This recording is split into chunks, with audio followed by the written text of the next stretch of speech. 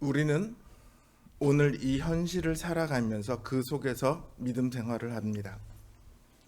그러다 보니까 현실에 끝없이 영향을 받아요. 믿음이 현실에 영향을 끼쳐야 하는데 반대로 현실이 믿음에 영향을 끼칩니다. 어떤 목사님께서 자기 성도님에 대해서 이렇게 말씀하세요. 자기 성도님이 평소에 나는 모든 필요를 하나님으로부터 다 공급받아요. 혹시라도 내가 직업을 잃어버린다거나 해도 나는 아무 두려움이 없어요. 평소에 이렇게 말씀하시던 굉장히 믿음이 좋은 분이었는데 이분이 실제로 어떻게 하다가 실직을 하게 됐대요. 그랬더니 그때부터 이분이 평소에 말하던 것과는 달리 당장 어떻게 살아가야 할까 하는 막막함과 두려움에 사로잡히더라. 이런 말씀을 하셨습니다. 우리 권지윤 성도님이 결혼을 할 때 제가 주례를 하면서 현실을 보고 결혼을 한 사람들은 현실적인 이유 때문에 이혼을 하더라. 그런 사람을 많이 봤다. 제가 이런 말씀을 드린 적이 있습니다. 우리는 현실을 살아가고 있습니다. 그런데 현실적으로 생각하고 현실적으로 살아가면 그 현실에서 한 걸음도 벗어날 수 없습니다. 그리고 그렇게 현실에서 벗어나지 못하면 세상이 주는 두려움에 사로잡히게 됩니다. 사실 말이 쉽지 현실을 극복한다는 것이 결코 쉬운 일은 아니거든요. 왜냐하면 현실은 당장 내 눈앞에 보입니다. 여러분, 사람이 행복해지는데 무엇이 가장 중요합니까? OECD 많은 국가들은요, 가족, 명예, 혹은 선행, 친구, 이런 것들이 행복해지는 첫 번째 요인이라고 말을 합니다. 그런데 이 나라 사람들도요, 행복의 첫째 조건을 돈이 아닌 다른 것으로 생각을 하기는 하지만 그렇다고 돈이 없는 것을 원할까요? 그러지는 않을 거예요. 돈이 없으면 어떻게 돼요? 불편해지는 게 많아요.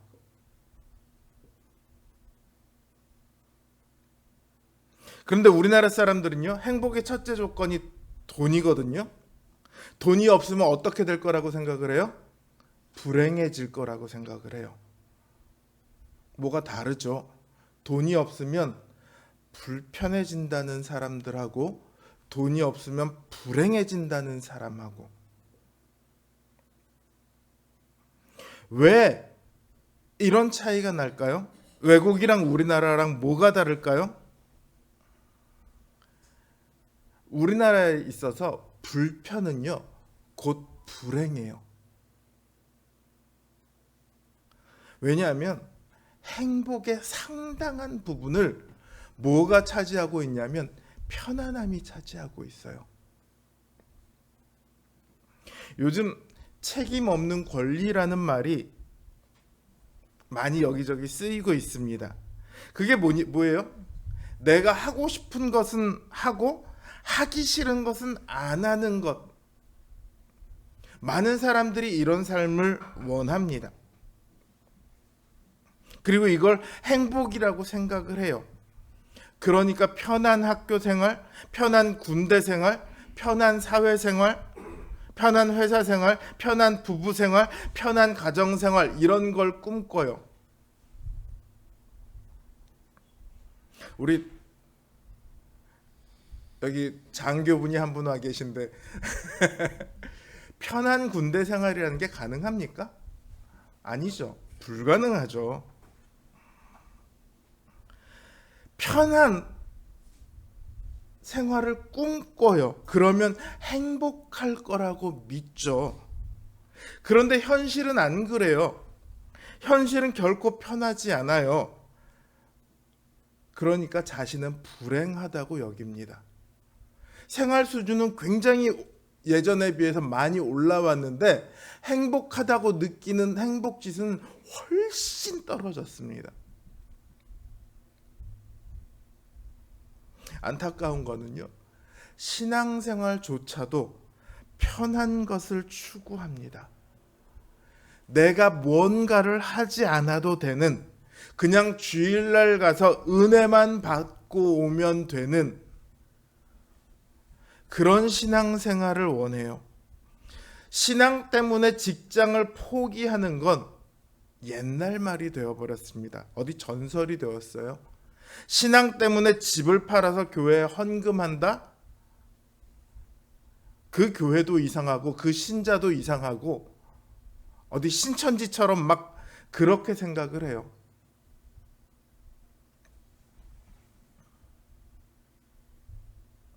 이러다 보니까 신자들이 현실을 포기하지 못합니다. 현실을 포기하면, 현실을 버리면, 현실을 버리고 그리스도를 택하면 나는 불행해질 거야 라는 두려움에 사로잡혀요. 믿음 때문에 현실을 포기하는 대신 현실 때문에 믿음을 포기하는 안타까운 결과가 나오게 되는 거죠. 히브리서를 읽는 최초의 독자들도 그런 상황에 있었습니다. 믿음 때문에 생명을 포기할 것인가, 그렇지 않으면 생명 때문에 믿음을 포기할 것인가를 선택하고 결단해야 합니다. 그런 이들에게 성경은 모세를 예로 들어 말합니다. 오늘 본문도 모세에 관한 본문이에요.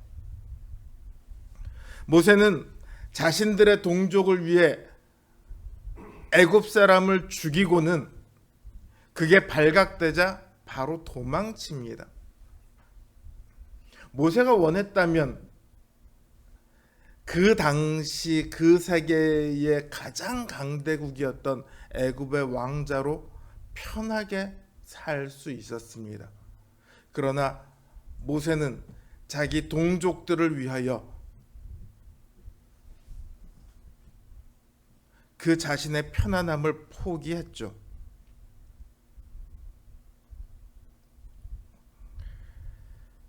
그럼에도 그 애굽 사람을 죽인 게 걸리니까 도망을 칩니다. 바로가 두렵거든요. 그래서 미디안 광야로 도망을 쳐요. 80세가 될 때까지 40년을 거기에 있습니다. 그 시간 동안 모세가 어떤 생각을 했을까요? 아이씨, 억울해. 이런 생각 없었을까요? 혹시나 바로가 사람을 보내서 나를 찾지는 않을까, 이런 두려움이 없었을까요? 아이, 나는 하나님을 위해서 내 전생을 바칠 거야. 나는 무슨 일이 있어도 애굽으로 돌아가서 우리 민족을 구원할 거야. 어쩌면 도망간 초기에는 그런 생각을 했을 수도 있을 거예요. 그러나 자그마치 40년입니다. 40년이 지나는 동안 아무 일도 일어나지 않았어요. 이제 모세의 나이도 80이 되었습니다.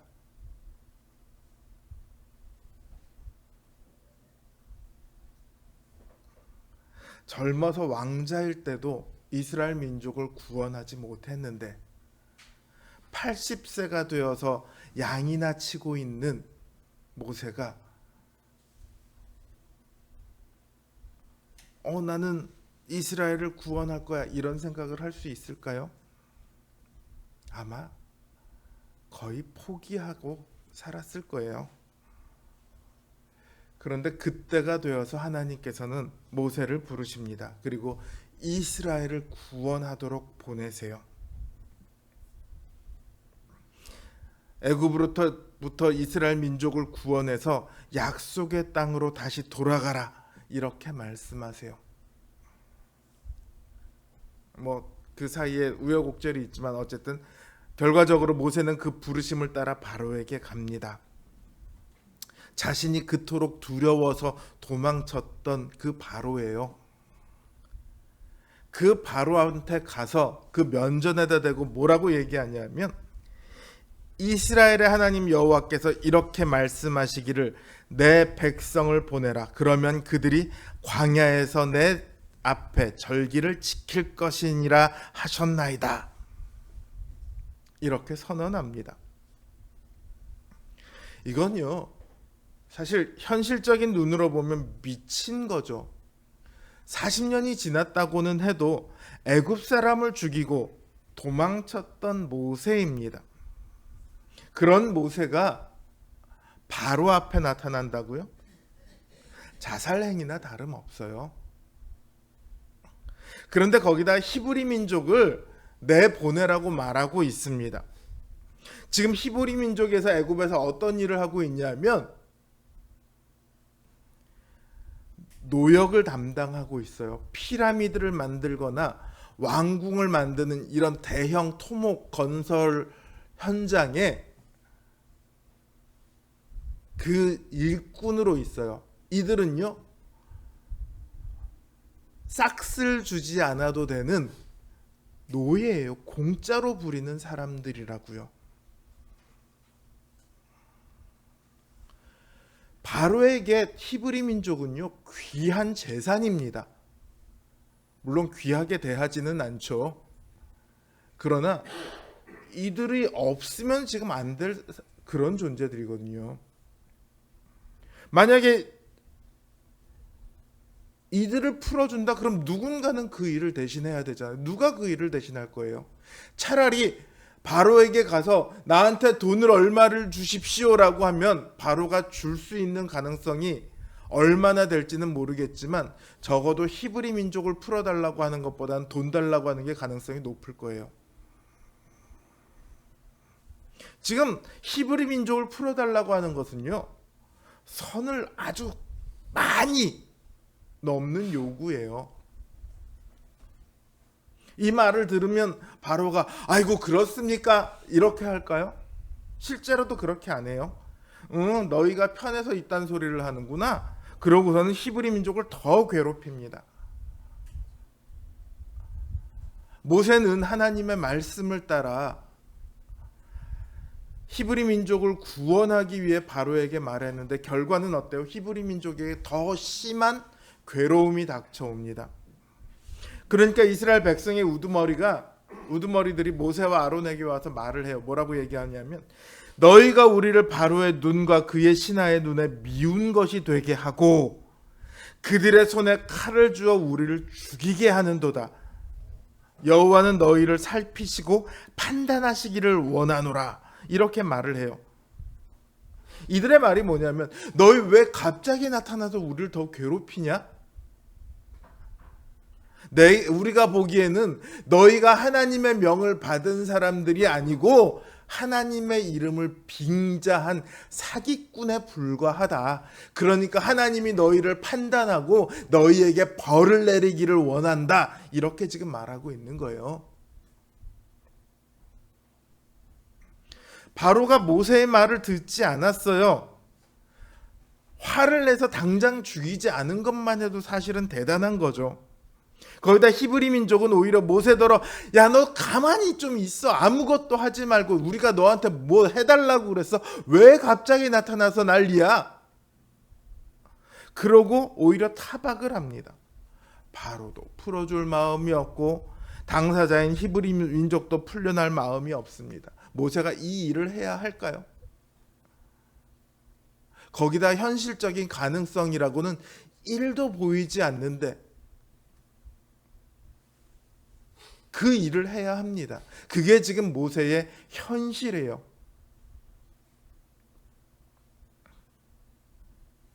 그 막막한 현실에서 모세가 어떻게 합니까? 하나님께 돌아와 아뢰입니다.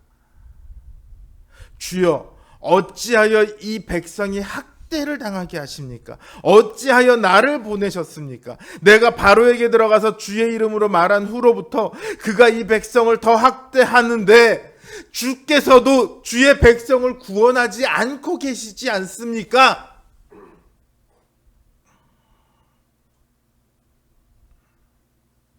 모세가 이렇게 하나님한테 하소연을 해요.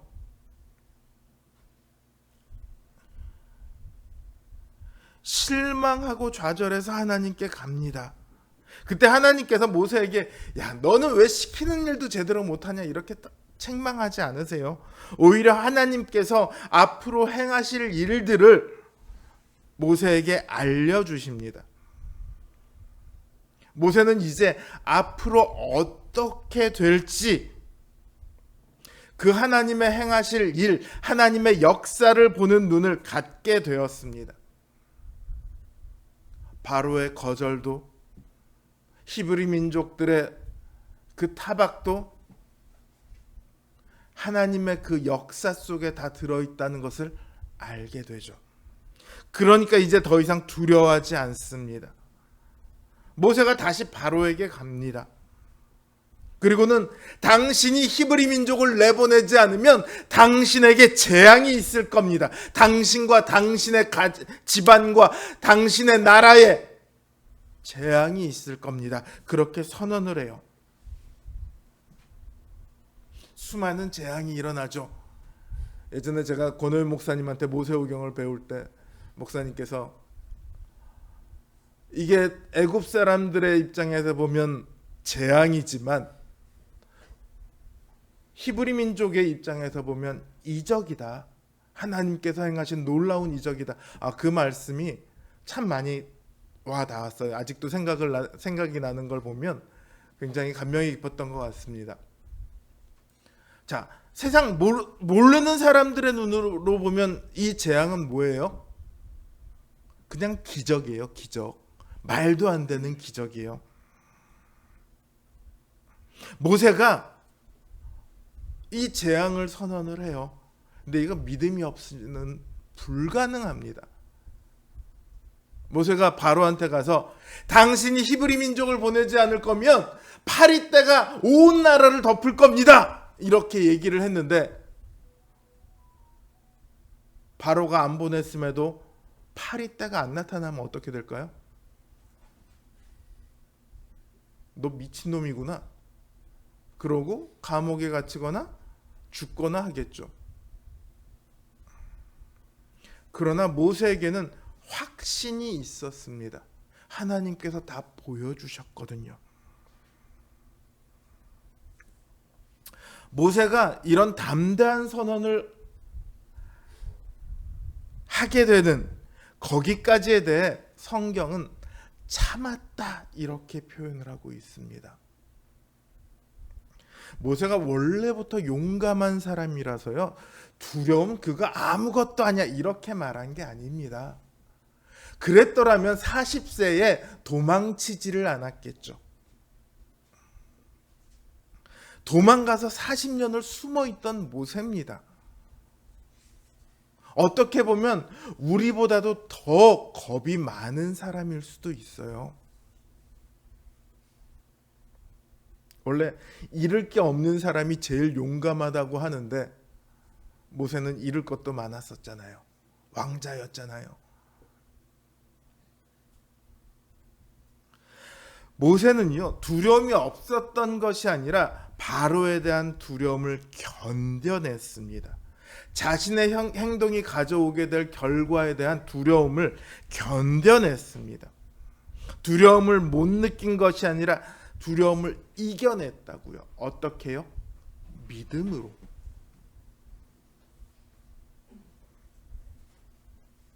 믿음은 무슨 만병통치약입니까? 뭘 하든 믿음이란 말만 붙이면 다 된다고 하세요?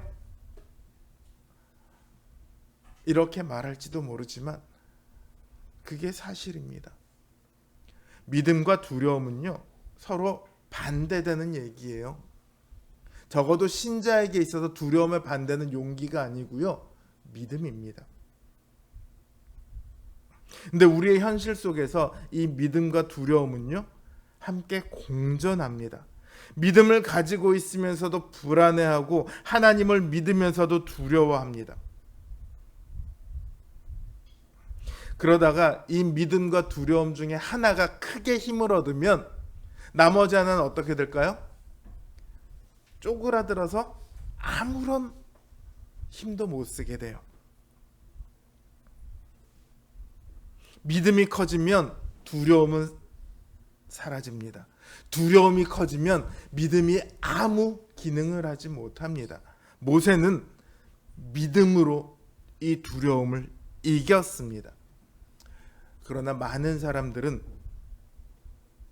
반대로 두려움이 믿음을 이깁니다. 두려움은 불신의 결과예요. 하나님께로부터 눈을 떼고 현실적인 어려운, 현실적인 문제에 사로잡히면요, 두려움에 붙들리면요, 믿음은 쪼그라들고 두려움이 마음을 가득 채우게 됩니다.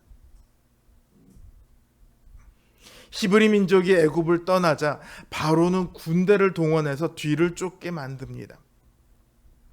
그 사실을 알아차린 히브리 사람들 사이에 두려움이 퍼져나갑니다. 그들이 아무리 빨리 걸어도 군대의 추격을 벗어날 수 없습니다. 게다가 앞에는 바다가 있어요. 앞으로 가려고 해도 갈 수가 없어요. 이제 잡히는 일만 남았습니다. 죽는 일만 남았어요. 그때 모세가 말합니다. 너희는 두려워하지 말고 가만히 서서 여호와께서 오늘 너희를 위하여 행하시는 구원을 보라. 너희가 오늘 본 애굽 사람을 영원히 다시 보지 아니하리라. 여러분, 군대가 뒤를 쫓아옵니다. 살려면 어떻게 해야 됩니까? 뭐라도 들고 조금이라도 싸워야지 가능성이라도 생기죠. 근데 모세는 어떻게 하라고 합니까? 그냥 가만히 서 있으래요.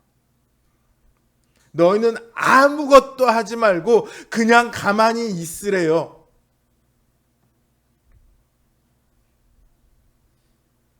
그리고 그들은 보게 됩니다. 그 바다가 열리고 그 바다가 다시 덮여서 뒤를 쫓던 애굽 군대가 모조리 다 물고기 밥이 되는 것을 보게 됩니다. 그러나 이 일이 일어나기 전에 모세는 이미 그 하나님의 능력을 의지하여 저들을 우리가 다시 보지 않게 될 것이라고 선언을 합니다. 그 하나님의 말씀과 하나님의 능력을 의지하였기 때문에 모두가 두려워할 때 너희는 두려워하지 말라. 가만히 있어도 된다. 이렇게 말을 할 수 있었던 것입니다. 믿음이 더 큰 힘을 얻는가, 두려움이 더 큰 힘을 얻는가는 무엇을 보느냐에 달려 있습니다. 제가 고등학교 때 동아리가 미술반이었어요. 저는 나름 그림을 꽤 그린다고 생각을 했습니다. 근데 미술반을 담당하시는 미술 선생님께서는 늘 제 그림을 형편없다고 말씀하셨어요. 뭐가 그렇게 형편없다는 건지 나는 도저히 몰랐어요. 제 그림이나 내 그림이나 비슷한데 왜 선생님은 쟤는 칭찬하고 나는 칭찬을 안 하시지? 나중에서야 알았어요. 미술은요, 자신이 보는 걸 그리는 겁니다. 똑같은 사과를 봐도요, 초등학생은 사과는 빨개요. 그냥 빨간색 칠하면 사과의 모양을 그리고 빨간색을 칠하면 사과가 되죠. 근데 사실 사과가 빨간색이라는 그 색깔 하나로 됩니까? 그렇지가 않죠. 온갖 색이 다 들어가 있죠. 그 다음에 빛에 따라서 그 색이 달라져요. 그 빛과 색을 볼 수 있는 눈이 저에게는 없었어요. 그걸 보지 못하니까 그 빛과 색을 그릴 수가 없었던 거예요.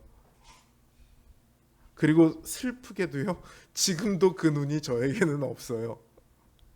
저는 고흐의 그림을 보고 모네의 그림을 보고 뭐 이렇게 봐도 와 아름답다 명작이다. 저게 왜 명작인지 저는 아직도 모릅니다. 제가 보기에는 극사실주의로 그린 그림을 보면 우와 대단해 사진 같아 막 이러는데 뭐 모네를 보고 고흐를 보고 고갱을 보고 피카소를 보고 그러면 저게 뭐야? 저걸 왜 비싼 돈을 주고 사? 미술을 보는 눈이 없어요. 믿음으로 본다는 것도 비슷해요. 똑같은 현실이지만요, 보는 눈이 다릅니다. 현실의 눈으로는 현실 자체만 보여요. 그러나 믿음의 눈으로 볼 때는요, 하나님께서 행하시는 수많은 섭리와 하나님께서 신자들을 돌보시는 놀라운 은혜와 하나님께서 만들어 가시는 약속된 결과를 볼 수 있습니다. 아무리 암울해 보이는 현실이라 할지라도요, 믿음의 눈으로 보면요, 그 현실은 하나님께서 백성들을 위해 이루어 가시는 은혜의 한 장면이 되는 거예요. 지금 내가 답답하고 암울한데 하나님께서 이루어 가시는 그 역사 속에서 아, 지금은 이렇지만 이게 이렇게 될 거야. 이 일을 위해서 지금은 오늘이 필요한 거야. 이렇게 알 수가 있죠.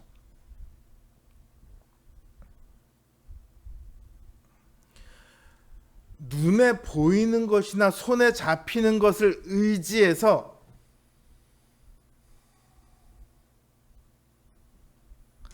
어려움을 이겨내는 것은요, 물론 그것도 쉽지는 않겠지만 그래도 그거는 할만합니다. 보이지 않는 믿음을 의지하는 것에 비하면, 아니 당장 손에 돈 100억이 있으면 나한테 좀 어려움이 닥친다고 해도 이겨낼 수 있잖아요. 그렇죠?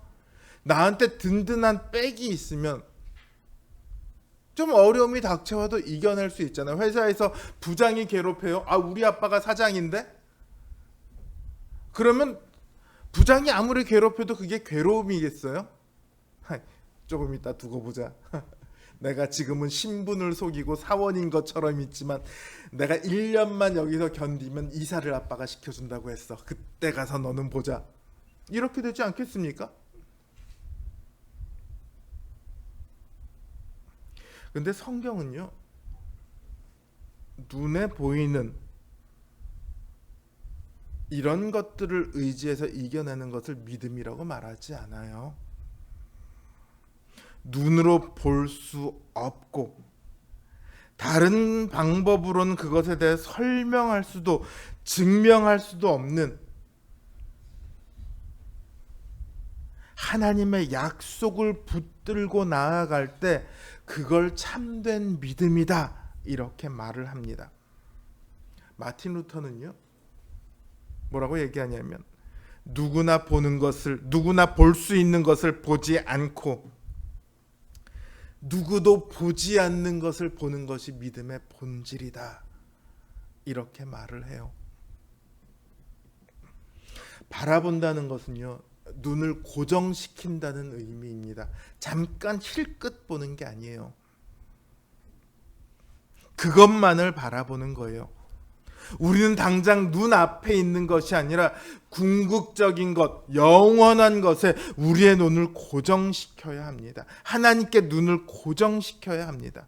하나님께서 주기로 하신 그 약속에 눈을 고정시켜야 합니다.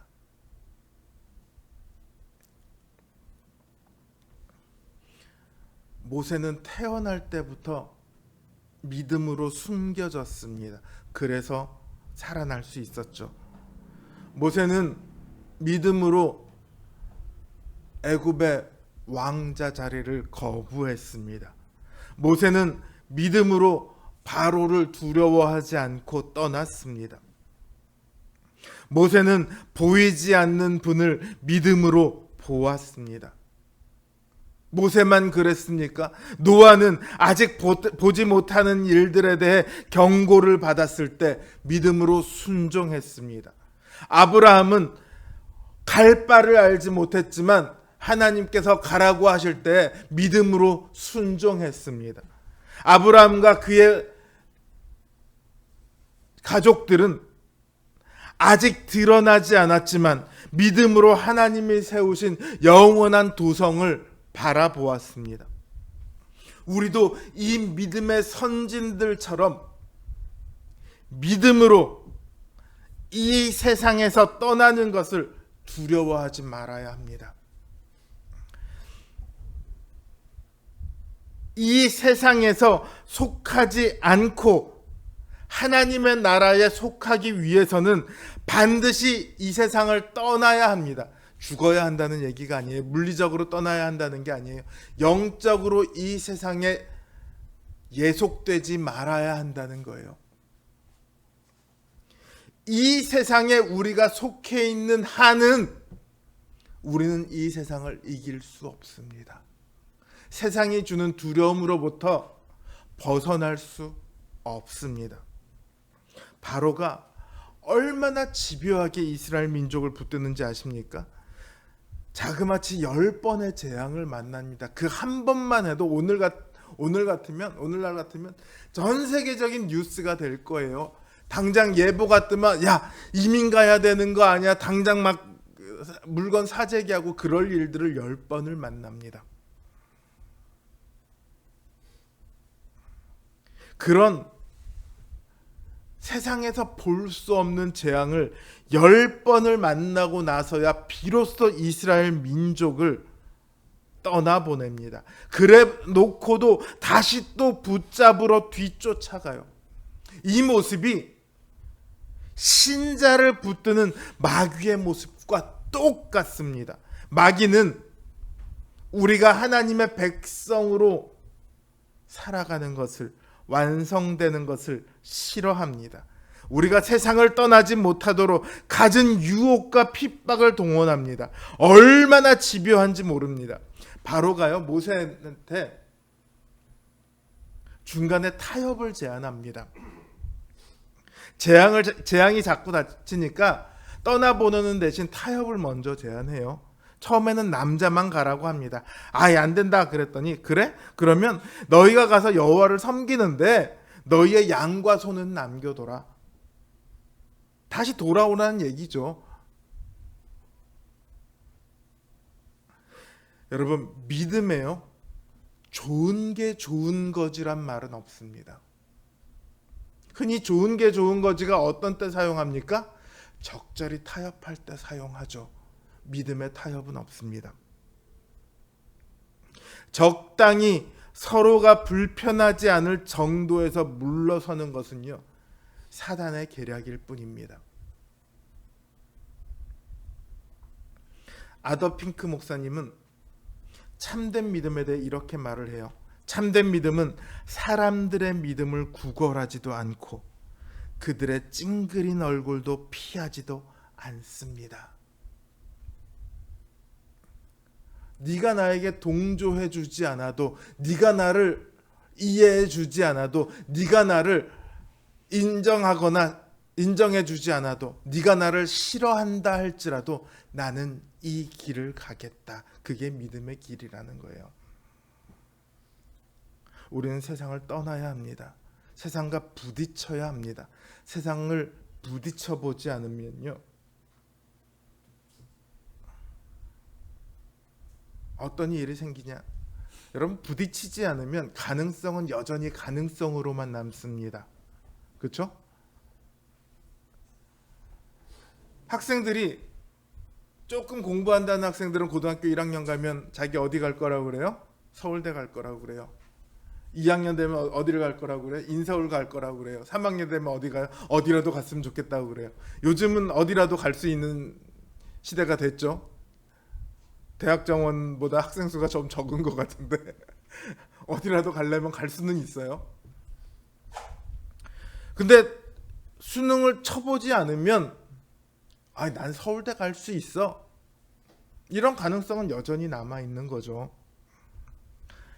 세상을 떠나려고 시도하지 않으면요, 세상을 떠나는 것에 대한 두려움은 늘 남아있어요. 그 가능성이 계속 남아 있는 거예요. 그러나 떠나려고 시도해 보면요, 그 사람들은 뭘 체험하냐면 현실의 그 어떤 것도 우리에게 해를 끼치지 못한다는 사실을 발견하게 됩니다. 가능성이 0이라는 것을 확인하게 되는 거예요. 왜 두렵냐고요? 부딪혀 보지 않아서 그래요. 떠나려고 시도해 보지 않아서 그래요. 우리는요, 이스라엘 백성들의 믿음이 아니라 모세의 믿음으로 나아가야 합니다. 이스라엘 백성들의 눈은 늘 현실은 봐요. 그래서 모세에게 야, 너 때문에 우리가 더 힘들잖아, 이렇게 불평합니다. 야, 우리 지금 가려고 하는데 저 앞에 바다가 막혔잖아, 너 때문에 이제 죽게 되었구나, 이렇게 말을 합니다. 그들의 결국이 어떻게 끝납니까? 가나안에 정탐꾼을 보냈더니 야, 그 땅의 거민들은 너무 힘이 세서 우리가 그 땅을 차지할 수 없어, 우리 애굽으로 돌아가자, 이렇게 말하는 걸로 끝나요. 그들은 그 약속의 땅에 들어가지 못합니다. 그 땅을 바라보고 왔는데 그 땅에 들어가지 못합니다. 광야를 떠돌다가 광야에서 죽어요.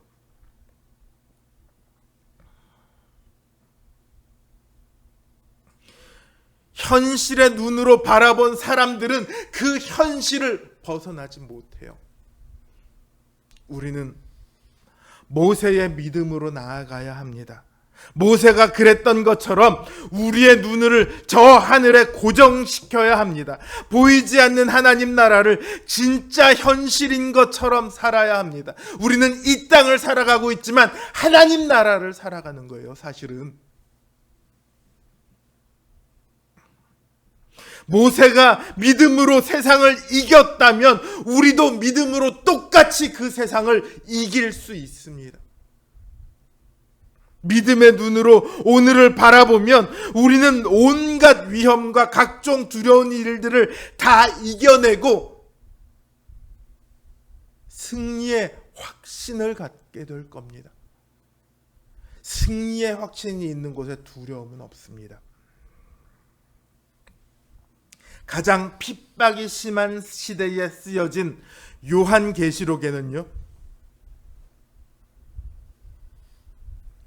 세상 끝날에 늘 어마어마한 심판이 있을 거야, 너희 두려워해, 이런 말이 있는 게 아니에요.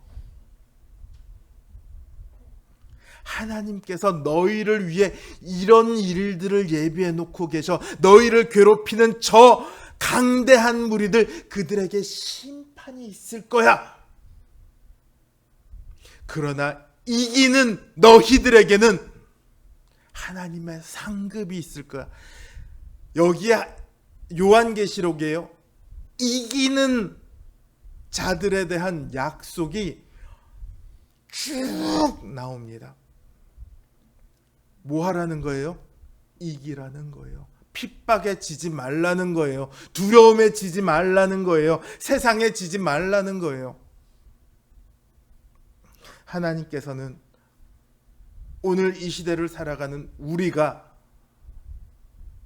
두려움을 이기기를 바라십니다. 세상을 이기기를 바라십니다. 어떠한 두려운 일이 있을지라도 믿음으로 바라보고 믿음으로 행함으로 끝내 세상을 이기는 우리 믿음의 성도님들 되시기를 주님의 이름으로 기원합니다.